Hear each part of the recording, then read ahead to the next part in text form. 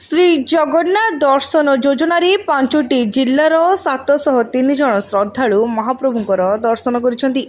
କେନ୍ଦ୍ରାପଡ଼ା, ନୟାଗଡ଼, ଯାଜପୁର, ଗଜପତି ଓ ଅନୁଗୁଳ ଜିଲ୍ଲାରୁ ଏହି ଶ୍ରଦ୍ଧାଳୁମାନେ ଆସିଥିଲେ। ପର୍ଯ୍ୟଟନ ବିଭାଗ ସହାୟତା ଓ ଜିଲ୍ଲା ପ୍ରଶାସନର ସହଯୋଗରେ ଶ୍ରୀ ଜଗନ୍ନାଥ ଯୋଜନାରେ ଆସିଥିବା ଶ୍ରଦ୍ଧାଳୁମାନେ ବୃନ୍ଦାବତୀ ନିବାସଠାରେ ପହଞ୍ଚିଥିଲେ।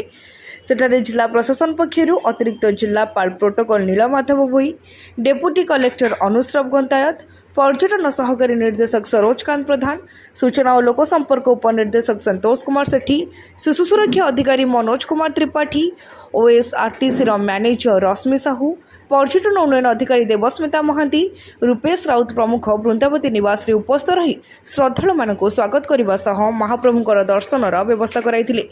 पहुंचवा पर सेमानकु मध्याह्न भोजन करा जायतिला। महाप्रभुंकर दर्शन पर श्रद्धालु मानक महाप्रसाद सेवन करा जायतिला।